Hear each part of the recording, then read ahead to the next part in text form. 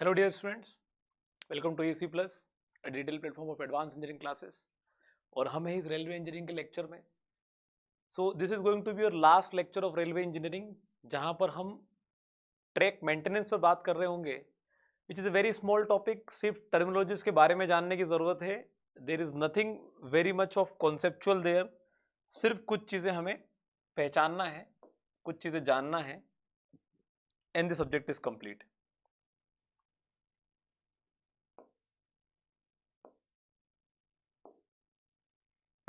So coming on to the next part that we have is maintenance of track. Maintenance of track का मतलब ये होता है कि भाई जब रेलवे का यूज हो रहा है कंटिन्यूसली, तो there are so many chances कि या तो हमारे रेल फास्टनर्स जितने भी हैं वो लूज हो जाते हैं, रेल्स डैमेज हो जाती है, हमारे पास स्लीपर्स खराब हो जाते हैं, बलास्ट का कुशन जो है वो डिस्टर्ब हो जाता है. ऐसे कई सारे हमारे पास जो है वो डिस्टर्बेंसेस क्रिएट हो जाते हैं. तो उन डिस्टर्बेंसेस को हमें खत्म करने के लिए हमें हमारे ट्रैक को कंटिन्यूसली मेंटेन करते रहना पड़ता है. या तो डेली मेंटेन करते रहो, पीरियोडिक मेंटेनेंस चलता रहता है, या फिर कुछ हमारे पास कुछ समय के बाद जिसमें एक हमारे पास मेजर मेंटेनेंस वर्क आ जाता है, जिसमें कि हमें बहुत सारी चीजें बदलनी पड़ जाती है. तो हम उसी के बारे में आज बात करने वाले हैं कि कितने अलग अलग प्रकार के इक्विपमेंट यूज होंगे ये सब काम करने में, कितनी अलग तरह की मशीनें यूज होंगी ये सब काम करने में. तो चलिए बढ़ते हैं लेक्चर में. हमारे पास into the track of maintenance of track में बात करता हूं कि जो ट्रैक का मेंटेनेंस है हमारे पास, ये हमारे जितने भी दूसरे अलग अलग ट्रांसपोर्टेशन के मोड्स हैं, जैसे फॉर एग्जांपल रोड की बात कर लो, रोड से थोड़ा सा ज्यादा कॉस्टली होता है. तो हमारे पास costlier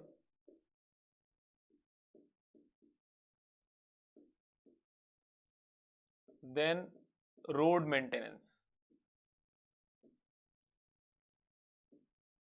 costlier than the road maintenance.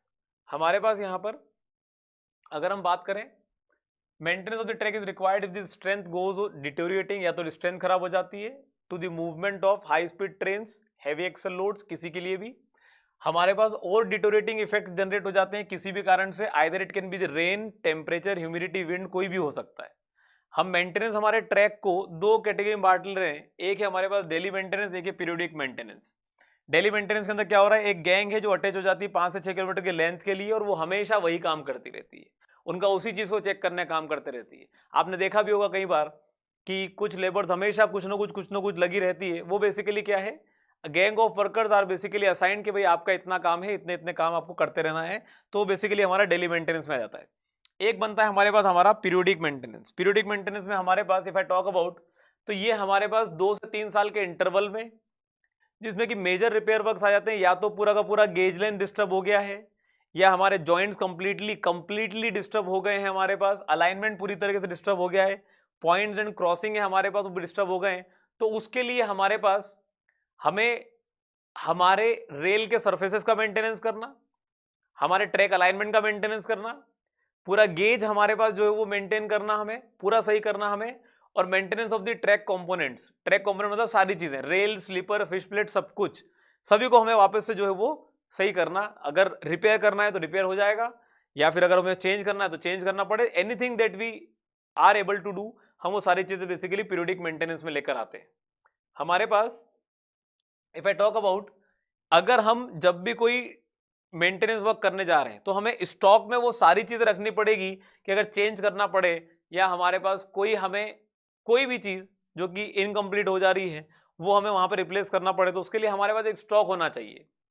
तो basically we have a track imprest a stock of all the useful materials, rail sleepers, fish plate, bolt, spikes and other fittings are permanently maintained to be used in situations when required is termed as track impressed. तो ये एक stock होता है इन सारी चीजों का, उसी को बेसिकली ट्रैक इम्प्रेस्ड कहा जाता है.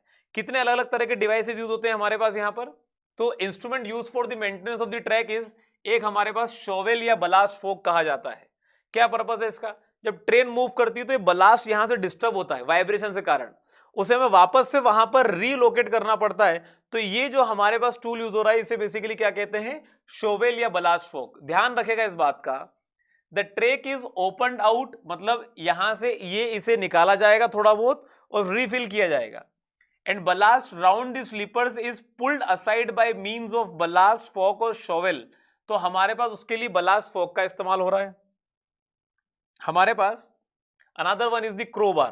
क्या होता है, हमें कभी कभी हमें हमारी स्लीपर्स को उठाना पड़ता है, उसके नीचे हमें हमारा जो है वो बलास्ट कुशन फिल करना पड़ता है। It is used to raise the sleepers to a desired height and for replacement of the track. एक ही हो गया हमारे पास। The process of maintaining the spacing between the sleepers is termed as squaring of sleeper. ये हम पहले भी पढ़ चुके हैं, तो वो बेसिकली इनकी मदद से भी ज्यादा आसानी से हो जाती है। क्या कहते हैं इनको, बेसिकली क्रोबार कहते हैं।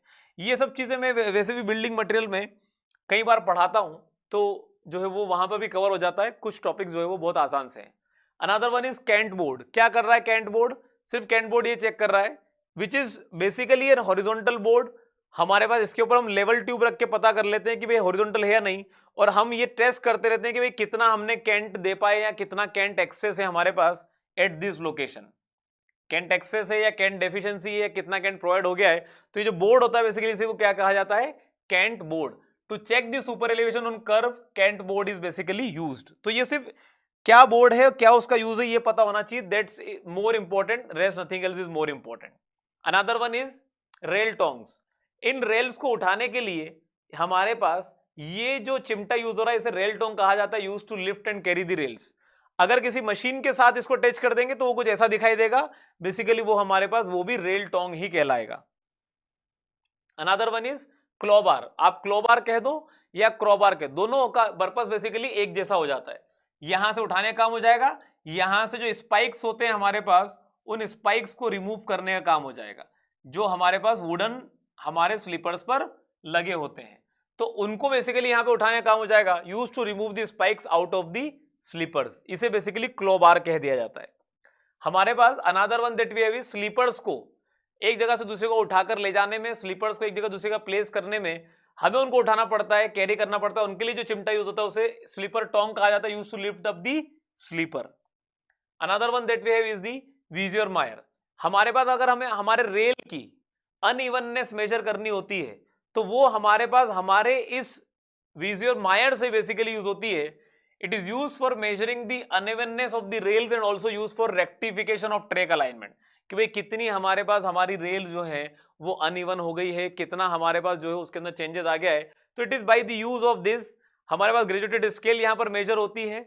हम हमारी रेल्स के अंदर कहीं पर भी हमारे पास क्लैंप इसको लगाकर हम इसको चेक कर लेते हैं कि भाई कितना हमारे पास अनइवननेस यहाँ पर क्रिएट हुआ है। तो ये बेसिकली हमारे पास ध्यान रखना बात का, विजियर मायर हमारे पास basically unevenness of the rail को चेक करने के लिए हमारे पास होता है, या फिर अगर हमें हमारे ट्रैक का रेक्टिफिकेशन करना हो उसके लिए भी हमारे पास ये यूज किया जाता है। Another one that we have is basically the cotter. Cotter मतलब क्या, ये जो पिन आपको दिखाई दे रही है, ये पिन जब आप अपने स्लीपर्स को, ठीक है, टाई बार से फिक्स करते हैं, तो कौन से स्लीपर्स, बेसिकली अपने कास्ट आयरन स्लीपर्स को। जब कास्ट आयरन स्लीपर हमारे टाई बार से फिक्स होते हैं तो use to fix the bars या use to fix the tie bars with the cast iron sleeper, तो ये जो हमारे पास पिन यूज हो रही है ये बेसिकली हमारे पास कॉटर कहलाती है। Another one that we have is the jim crow. Jim crow क्या फंक्शन हो जाएगा, अगर मुझे किसी भी चीज को, ये मान लो मेरे पास रेल है, बकलिंग के कारण इसके अंदर बेंडिंग आ गई है, तो बेंडिंग आ जाने से मुझे इसको स्ट्रेट करना है, तो मैं बेसिकली जिम क्रो का यूज करके इसे कंटिन्यूसली घुमाते चले जाऊंगा तो ये रेल मेरे पास यहां से स्ट्रेट अप हो जाएगी। तो कोई भी बेंड हमारे पास, अगर हमें, it is use to bend the rails और ब्रेक द रेल्स, दोनों में से कुछ भी काम हो सकता है। कोई अगर बेंड हो गई तो उसे सीधा किया जा सकता है, जो हमारे पास हमें बेंड करना हो, बेंड लाने के लिए हम उसके लिए भी यूज कर सकते हैं। ये कुछ इतना बड़ा हमारे पास टूल बेसिकली होता है। तो it is a very easy concept, सिर्फ आपको पता होना चाहिए कि किसका क्या पर्पस होता है। Another one that we have is basically the concept of high speed. India के अंदर हमारे पास हाई स्पीड मतलब 120 kmph से ज्यादा ऊपर जाएंगे तो वो हाई स्पीड कहलाएगा, और अगर हम स्पीड 250 kmph से ऊपर चले जाएंगे तो सुपर हाई स्पीड कहलाएगा। हम बेसिकली हमारे रेलवेज के अंदर 250 मतलब 120, 130, 140, 150 पर हम जा रहे हैं। अभी बहुत सारी ट्रेनें अभी आ गई हैं, बट 250 kmph पे अभी हम गए नहीं। मेट्रो ट्रेन के जो कॉन्सेप्ट आते हैं बेसिकली हमारे पास, जहां पर ट्रैक के अंदर बीच में कोई भी हमारे पास गड़बड़ होने के चांसेस नहीं होते, वहां पर बेसिकली स्पीड की बात आती है। If I talk about the, there are basically various technique जिनकी वजह से हम बहुत ज्यादा स्पीड वाली ट्रेन अचीव कर सकते हैं। एक हमारे पास कहना था लीनियर मोटर एंड व्हील, ये हमारे पास टेक्नोलॉजी है LMW जिसे हम कहते हैं बेसिकली। यहां पर हम 200 kmph तक की स्पीड अटेन कर सकते हैं। एक हमारे पास कहलाता है linear motor and air cushion vehicle, यहां पर स्पीड हमारे पास 500 तक ले जाई जा सकती है। हमारे पास gas turbine and air cushion vehicle, जहां पर स्पीड हमारे पास 300 kmph तक ले जाई जा सकती है। एक अगर आपने कभी सुना हो जो बहुत ज्यादा चाइना की ट्रेनें, जापान की ट्रेनें से कई सारे कंपेरिजन आते हैं, तो वहां देखने को मिलता है कि वहां पर स्पीड हमारे पास 500 kmph से भी ऊपर जा रही है। तो हमारे पास वहां पर वो जो यूज होती है वो बेसिकली मैग्नेटिक लेविटेशन है। ट्रेन हमारे पास पटरी पर चिपक के चल ही नहीं रही होती है, पटरी से हवा में उठकर फिर चल रही होती है, वो मैग्नेटिक लेविटेशन होता है। कि आपका continuous north south north south north south pole ऐसे क्रिएट होते हैं हमारे पूरे के पूरे हमारे ट्रेन के ट्रैक के ऊपर। नीचे मैग्नेट लगाए, ऊपर नीचे पटरी पे मैग्नेट लगाए, ऊपर ट्रेन पे मैग्नेट लगा हुआ है, जिससे दोनों चिपकते नहीं है। और हमारे पास साइड में लगे हुए हैं नॉर्थ साउथ पोल, जिसकी वजह से हमारे पास हमारा कंटिन्यूस मूवमेंट बन जाता है। तो वो बेसिकली एक टेक्निक है जिसे कहते हैं मैग्नेटिक लेविटेशन। तो इसी पे नाम पता होने चाहिए, that's it, more than important, इससे ज्यादा कुछ और जानने की जरूरत नहीं पड़ती। Coming on to the next one, जब सुपर हाई स्पीड ट्रेन होती है तो उनके लिए बहुत अच्छी टेक्नोलॉजी जरूरत होती है। कारण क्या उसका? क्योंकि उनमें कई सारी दिक्कतें आती है। हमारे पास वेव फॉर्मेशन क्रिएट हो जाता है जब चेन बहुत तेजी से चलती है। तो ट्रेन जब बहुत तेजी से चलती है तो ट्रेन के चलने से जो रेल्स होती है उन रेल्स के अंदर वर्टिकल वेव फॉर्मेशन चालू हो जाता है, जो कि ट्रेन की स्पीड से भी ज्यादा तेजी से चलता है। As speed of the train exceeds 250 kmph, the waves are formed in rails and travel at a speed faster than that of the train with increases in the creep. जो हमारे पास क्रीप के साथ जो है वो क्रीप को बढ़ाता चला जाता है। हमारे पास अगर हम बात करें adhesion between the wheels and the rails, ये भी हमारे पास जो है वो कम हो जाएगा। हमारे पास हमारा जो, अगर मैं बात करूं as we know for movement of train, हमारे पास जो हमारा hauling capacity which is basically equal to mu into the N, with increase in speed decreases, हमारी हाउलिंग कैपेसिटी कम हो जाएगी। क्यों? क्योंकि हमारा म्यू कम हो जाएगा। With increase in speed decreases thereby heavy load of locomotive is requires to run the train. तो उसके लिए फिर हमें और ज्यादा दोनों के बीच में क्या लाना पड़ेगा? हमें और ज्यादा बेहतर हमारे पास फोर्स जो है वो डेवलप कराना पड़ेगा।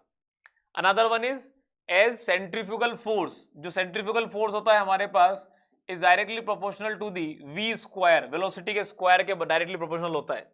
सो maintaining super elevation and cant deficiency is very difficult, ज्यादा डिफिकल्ट हो जाएगा हमारे पास। क्यों डिफिकल्ट हो जाएगा?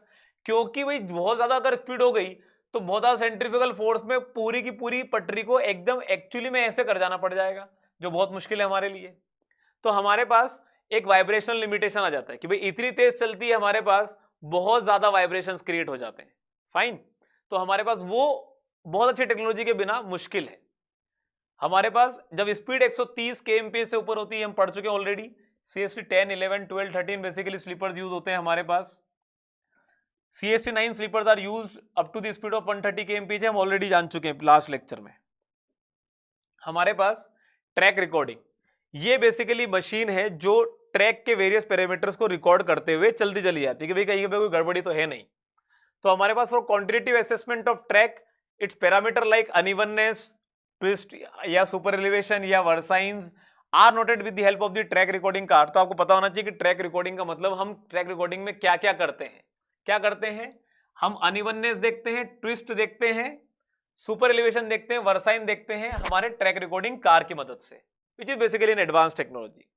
हमारे पास ट्रैक टॉलरेंस जो वैल्यूज है हमारे पास, वो ध्यान रखिएगा, सिर्फ जानने की बात है। गैस टॉलरेंस है हमारे पास recommended by the IR for the speed of 120 kmph तक।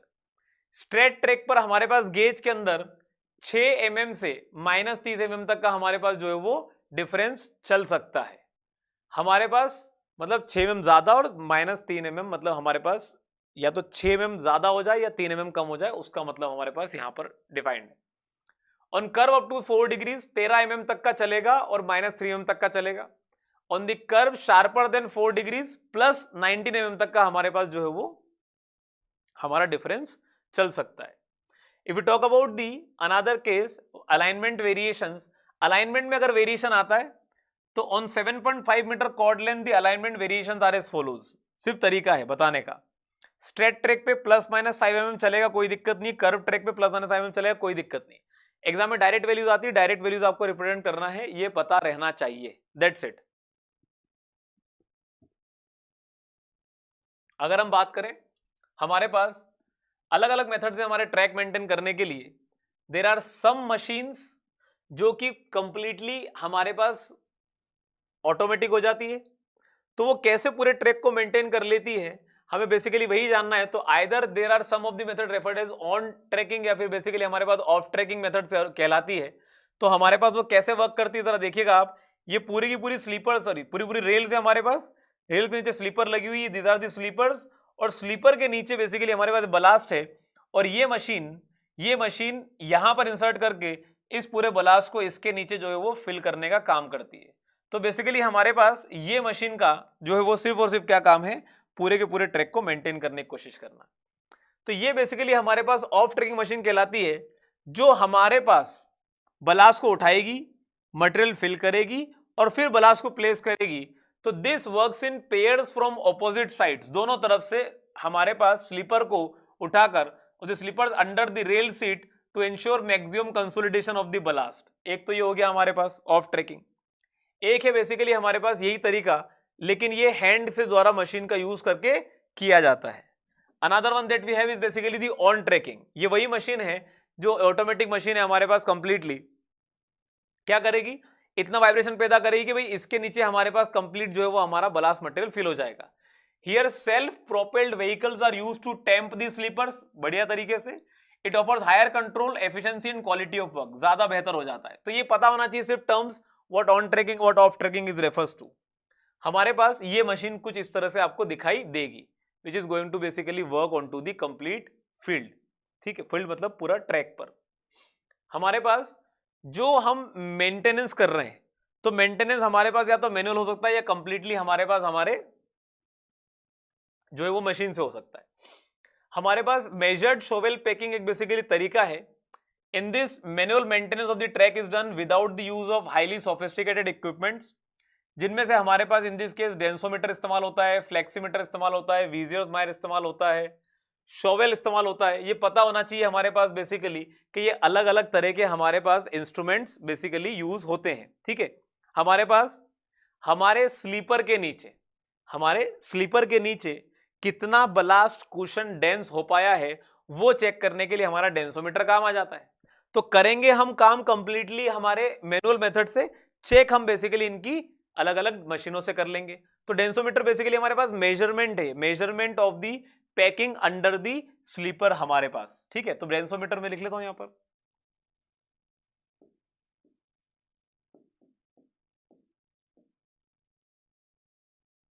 मेजरिंग पैकिंग अंडर दी बलास्ट। ठीक है, वो हमारे पास बेसिकली हमारा डेंसोमीटर कहलाता है। मेंटेनेंस कर रहे हैं तो फ्लेक्सीमीटर यूज हो रहा है। व्हाट फ्लेक्सीमीटर इज, ये बताता है कि भाई हमारे रेल के अंदर वर्टिकली कितना उसके अंदर डिफॉर्मेशन या हमारे पास डिस्प्लेसमेंट आ गया है। तो हमारे पास basically this is again another method, fleximeter एक अपना डिवाइस यूज हो जाता है। एक होता है हमारे पास directed track maintenance.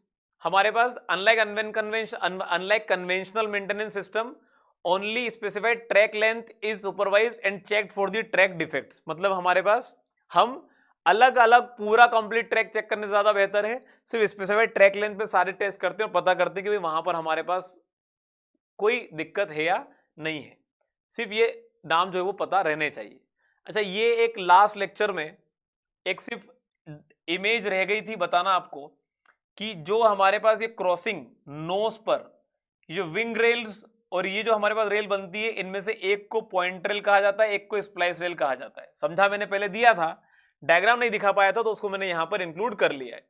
On curves check rail parallel to inner rail is introduced to control the wear and tear of outer rail and to avoid the derailment, ये हम पहले पढ़ चुके हैं। Check rail is used if curve is more than 8 for BG and more than 14 degrees for the MG. तो सिर्फ ये point ध्यान रखने का था, पॉइंट रेल और स्प्लाइस रेल दोनों के बीच में जो हमारे पास एंगल बनता है इसी को बेसिकली एंगल ऑफ क्रॉसिंग कहा जाता है।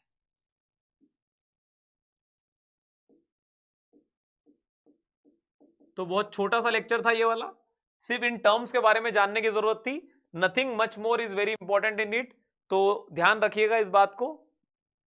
और तो ये था हमारा आज का लेक्चर, एक बहुत बेसिक सी इंफॉर्मेशन मैं आप लोगों से शेयर करना चाहता हूं। क्या शेयर करना चाहता हूं आप लोगों से, तो वो है हमारे पास हमारा एसएससी जेईई 2023 का सार्थक बैच जो कि ऑलरेडी रनिंग है हमारे एप्लीकेशन पर, एईसी प्लस एप्लीकेशन से आप डाउनलोड कर सकते हैं। हमारे पास Vijay batch is already going live state AE और जेईई एग्जाम्स के लिए live from the offline classroom, आप इसे भी एनरोल कर सकते हैं ऑन दी एप्लीकेशन। इंडिया में होने वाली हर टेक्निकल और नॉन टेक्निकल एग्जाम में जितना भी नॉन टेक्निकल पोर्शन आता है उसे हमने कंप्लीटली एक नॉन टेक्निकल महापेक में जो है वो तब्दील कर दिया, जिसमें सारे non technical syllabus cover up किए गए हैं। साथ ही साथ एसएससी जेईई 2023 के लिए test series already available on the application, आप इसको जो है वो किसी भी फॉर्म में अपने मोबाइल पर एनरोल कर सकते हैं एप्लीकेशन के through. Just go and visit the AEC plus application. So thank you very much every one of you for joining in this lecture. मिलते हैं अगले लेक्चर में और आशा करता हूं आप लोगों को बहुत अच्छे तरीके से समझ में आ रहा होगा। Thank you very much.